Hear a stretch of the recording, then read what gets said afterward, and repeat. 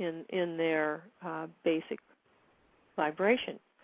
And so they tend to be, second generation wanderers tend to be a little bit thicker-headed, stubborn about, getting their lessons learned, not so much oriented towards lightening the planetary consciousness. But once they wake up and realize, okay, here's the picture, then, of course, they become the best of helpers. But it tends to be a little bit later in life, maybe, when second-generation people wake up, not just to their own path, but to the fact that they and the entire planet are one, and that their path is one with the planet. And then there's the third oh, go ahead. That started about 30 years ago, as I said. Okay. And that third generation is often called things like indigo children, crystal children. But, these are growing up, and they're making a difference.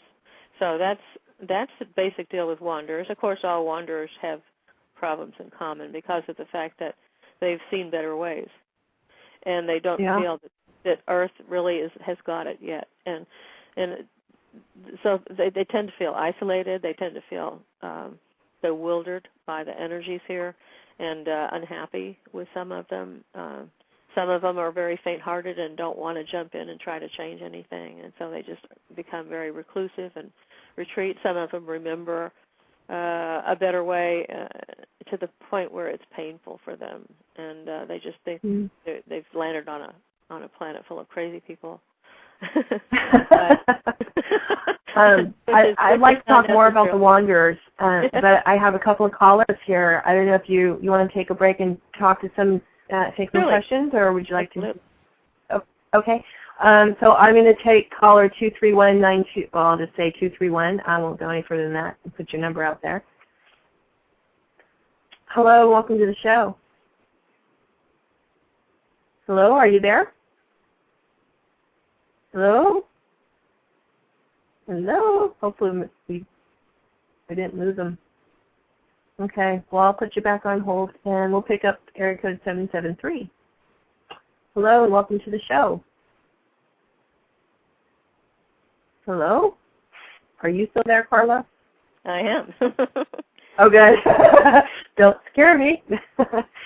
Okay, well, we have each other. Yeah, well, I will just put him back on hold again. If you guys are still on hold, if you're still there, I guess you have. I think there's a menu option that you can press 1 to sit in the queue. So if that comes around, go ahead and do that, because then I'll see a little hand go up, and I'll know you're ready to come on air. So okay, well let's just jump back into where we were. All right. And thank you for the definition, because the definition was one of my questions. I wanted to get a little clarity on that and some validation. But as you go on your path and you're reading different literature and different perspectives. So that did make a lot of sense for me. Hopefully for other people too. Oh, good. And I think that positive information tends to harmonize. So even if you go from a 7-chakra system to a 10-chakra system or a 12-chakra system, different Buddhists have more, Drinvala Melchizedek has more. You're still looking at the basic concept of the fact that you have an energy body that is where all the factory specs lie, where your default settings lie, so that you are always perfect at the level of the electrical body. It brings the knowledge of the most undistorted possible you right into incarnation, so that even though we're buried in a very dense illusion where, as I said, the chair and the carpet and the homes and the grass and everything, the things that you can see aren't nearly as deeply real as the things you can't see, love, beauty, truth, all of these wonderful things that Plato talked about in the world of ideals. But they are actually the very meat of our existence, and it's a wonderful thing when you wake up. You go, oh man, this is so neat. I'm out of the box. I am not trapped on Earth. I am not trapped with the hills and valleys of this existence. I can fly. I can soar. And I can ask for help because there's so much help there. There's your guidance system, because that's inner, not a problem with a channel for that. You can access that yourself. But there is, it makes of life a very exciting journey with tons and tons of choice points where you get to exercise your choice to be of service to others or service to self. Always working on your polarity. I wrote a book about that recently. It came out last June, just about a year ago. It's called Living the Law of One 101, The Choice. And I basically wrote that as a bullet for people trying to make it past 2012 and come out of it graduated to fourth density. People would really like to move on.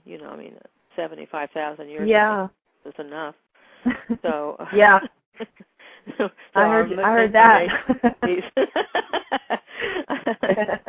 But I'm actually going to talk about 2012 in 3 different presentations at our homecoming, the first weekend in September, over Labor Day weekend. And I will first be talking about 2012, just what the fuss is about. And in and of itself, I think a lot of people have heard a buzz that's just really loud, but they haven't really gotten the spread of information, the spread of sources that find 2012 an interesting, indeed a completely unique event. So I'll be giving one session on that, and my second session will be talking about free will and love, because why are we having a graduation? What's that all about? Why in the world is the world made this way? So I will be attempting to pull people in from that buzzword topic to the deeper waters of the first 2 distortions. And then the third presentation, I will be talking about polarity, as I was talking earlier. There's a lot of subtlety to working on polarity, and of course that the work in consciousness that you do, trying to wake up and open your energy body, is the meat of tons of different ways that all sorts of different world religions and philosophies and spiritual practices have developed to develop the energy body. So that's basically polarity. And so it starts with, 2012 starts with a buzzword. But